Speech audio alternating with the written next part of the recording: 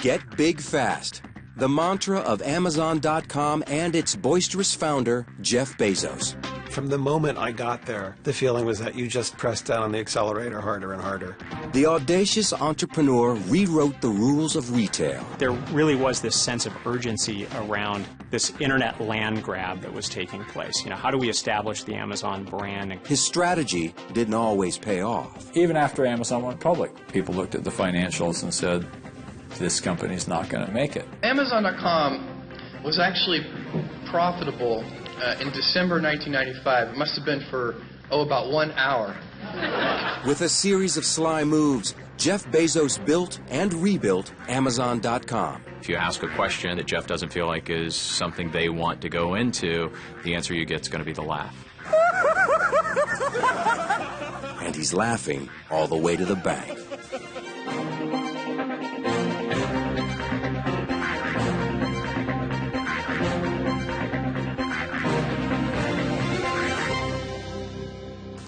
You can buy anything at Amazon.com, from books, music, shoes, and clothing, to a battle tank or a tiki hut.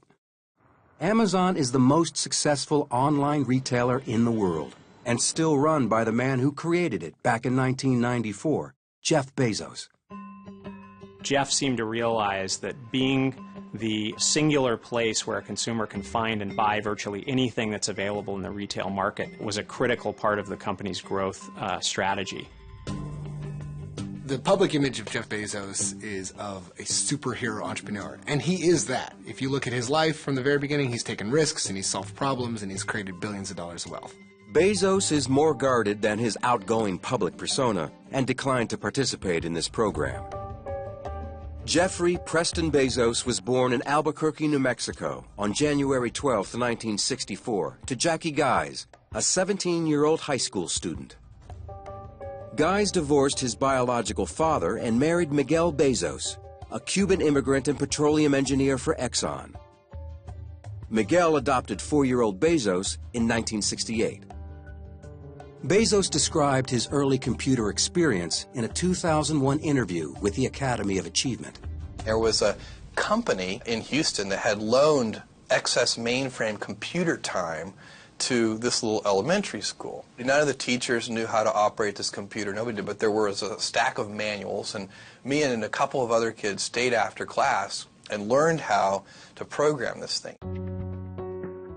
As a teen, Bezos embarked on his first serious entrepreneurial effort, a summer camp based out of his house with an emphasis on science and literature. 5 students signed up at $150 a pop. In 1986, he graduated from Princeton University, summa cum laude, with degrees in electrical engineering and computer science. Nicholas Carlson is deputy editor at BusinessInsider.com and has covered Amazon for 6 years. Jeff Bezos was actually recruited into a hedge fund named D.E. Shaw, and he didn't want to work in finance. He actually wanted to work in computer programming. But D.E. Shaw is a computer programmer, and the hedge fund is sort of built around algorithms and the type of technology that Bezos is interested in. It wasn't the only thing he found interesting. He came upon a statistic that just astounded him. He saw that the internet was growing at 2,300% per year, and he just became obsessed with this number. Studying the top 20 mail-order businesses, Bezos saw an opportunity online. Chris Anderson is editor-in-chief for Wired magazine. He could see that there was this technological tsunami that was arriving, that was going to disintermediate, that was going to create new distribution channels, reset economics, change the way we bought and sold. And the question was, which domain shall we apply it to? The answer was books, a commodity for which no comprehensive catalog existed. In July 1994, he quit his secure Wall Street job to pursue his dream, to create one of the world's first online bookstores. His first investors?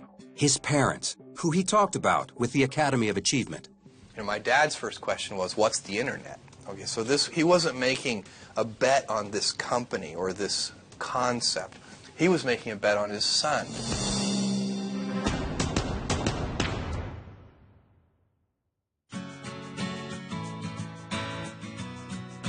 In the summer of 1994, Jeff Bezos and his wife Mackenzie headed to Washington State armed with $300,000 from his parents. Entrepreneur and technology expert Esther Dyson is chairman of the investment firm Adventure Holdings. You now have a lot of people leaving Wall Street to go try and do startups, but Jeff was different. He had a really solid business/Wall Street background, and then he created something amazing. Bezos and his wife settled in Bellevue, Washington, and hired 2 programmers to write the code. Bezos related the story in a speech at Lake Forest College in 1998. Found a house that could serve as the first business, and it had a garage, and it seemed the right thing to do since there's a history of startups and garages.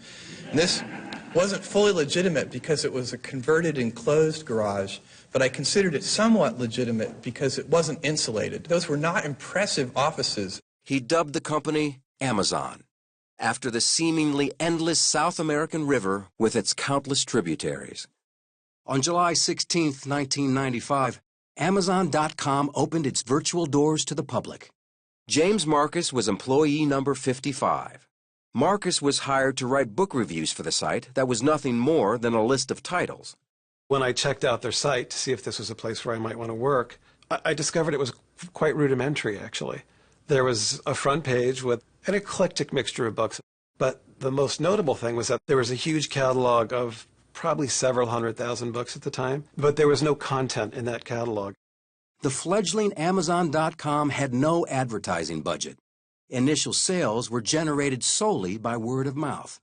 Heath Terry is managing director of internet research at Canaccord Genuity. There was a lot different about Amazon really from the beginning. You know, they weren't in Silicon Valley. They were in Seattle. They weren't really into the whole hype of the bubble. They weren't putting out press releases every single day. The site caught on. Within a month, books had been sold to customers in all 50 states and 45 other countries. What was different about Amazon was that Jeff ran it right. He was organized. He understood distribution. He understood how to motivate people to buy. He did things with great attention to detail. Bezos' goal for growing the company could be summed up in a simple line. Get big fast was both a mantra and very much a strategic decision on Jeff's part. Everything had to be on steroids. All growth had to be on steroids.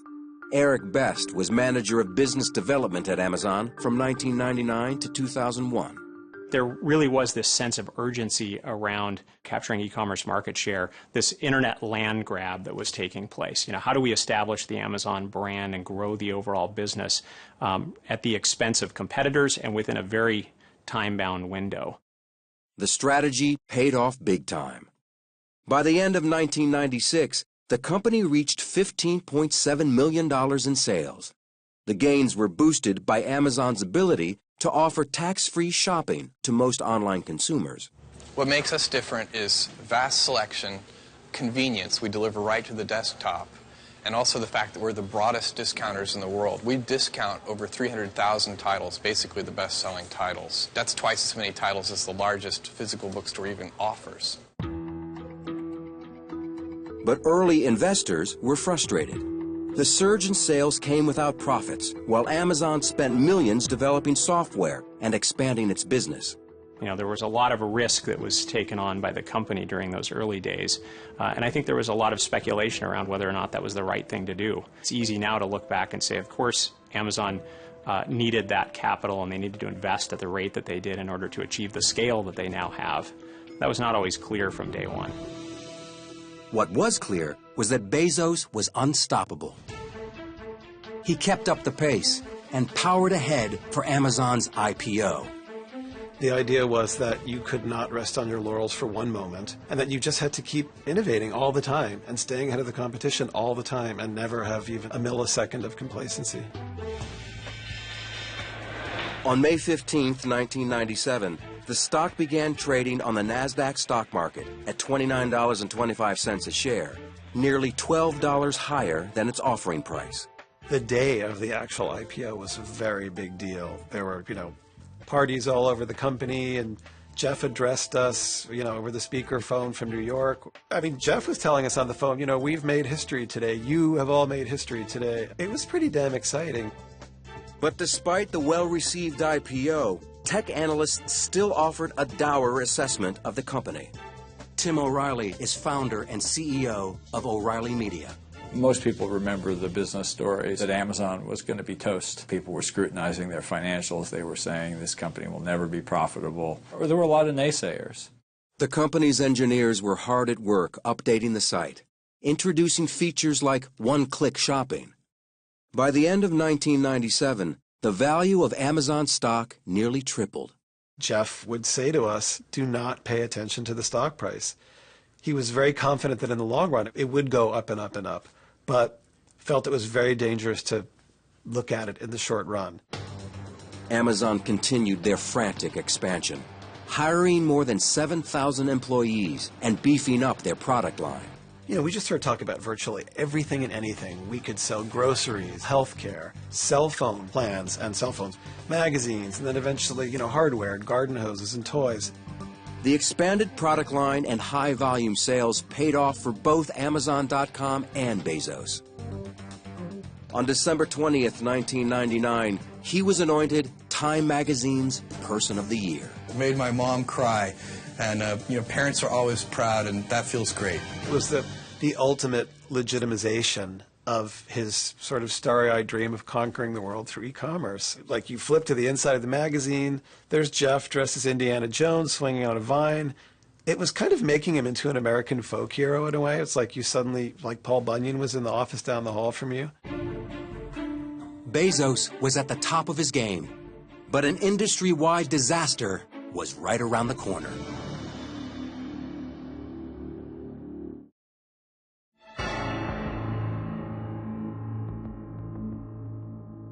By the late 90s, Amazon.com was an online juggernaut. But in 2000, the dot-com bubble burst. Stock prices slumped, and Jeff Bezos was forced to take drastic measures. There were at least 2 waves of layoffs. And as is usually the case with these things, you don't know who's going to go. You kind of cower in your office and wait for the HR person to, summon you with a finger. And it feels bad to see your colleagues go. In the context of the slowing economy and the deep slowing in consumer confidence, this was the only prudent decision that we could make. By September 2001, the company's stock hit an all-time low and bottomed out at $5.97 a share. From poster child to whipping boy in nanoseconds, it's not the kind of stock that you can own and sleep well if you're a small investor. And I think, by the way, that's true of all internet stocks. The advantage that Amazon had was they had built this war chest, so to speak, on their balance sheet of cash to fund them through all this. Jeff Bezos made a lot of large bets, and not all of them paid off. The company didn't profit for many years in the beginning. The reason Jeff Bezos got away with that and benefited long term is because he was always very direct with employees and stakeholders in the company. At long last, by January 2002, those bets began to pay off. Amazon's stock price rebounded, and Bezos' company did something it hadn't done in 7 years, posted a profit. The best thing you can say about him is that he was unwavering in his confidence. He could see the bigger picture, and he knew that the skeptics were short-termers. They were not seeing the big picture, and he stuck to the vision. Once the bubble burst, the investors' patience for companies saying we're going to make big investments in building out a .com side to our business was very, very thin. And so Amazon took advantage of that and started partnering with Target and Toys R Us and The Gap and other traditional retailers. The .com retail giant joined forces with more than 400 companies, but not all retailers were willing partners. I do know of a number of cases in which he has acquired companies in order to take out competitors, potential future competitors, rather than because he actually wants that business to continue. With his company back on track, Bezos switched gears and increased his focus on a much different passion. On March 6, 2003, he chartered a helicopter to scout property in a remote region of southwest Texas. He was looking to buy up ranches for a venture he had started in 2000 called Blue Origin. Blue Origin is a technology company whose purpose was to develop vertical takeoff and vertical landing rockets for human space travel. The trip was nearly a disaster. Shortly after takeoff, the helicopter flipped and landed in a riverbed. In 2003, Jeff Bezos almost died in a helicopter crash. It's sort of a pattern where he can go through something difficult, like a dot-com crash, be philosophical about it, laugh it off with his big famous laugh. Unlike space exploration ventures bankrolled by private backers, including Elon Musk, Richard Branson, and John Carmack, Bezos is obsessive about keeping his efforts at Blue Origin secret. For a variety of reasons, it's pretty secretive. And I think, actually, from the point of view of the space industry, that's sort of a pity. What makes a good market is when you have a bunch of competitors openly competing and they try and position themselves against one another, and the market's visible, they compete for money, they compete for people, and so forth. After 6 years of working behind closed doors and locked gates, Blue Origin's odd-looking test rocket blasted off. Bezos was also set to launch on another revolutionary effort, this one closer to home. This was an opportunity to hugely expand the book industry, expand pricing, expand the definition of what a book could be. But it required someone with sufficient clout to do that end-to-end, hardware, software, web integration, and only Amazon was in a position to do that.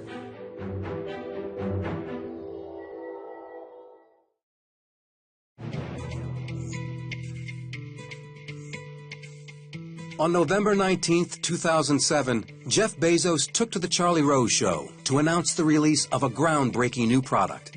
Here in my hands is what we're talking about. It is called the Kindle.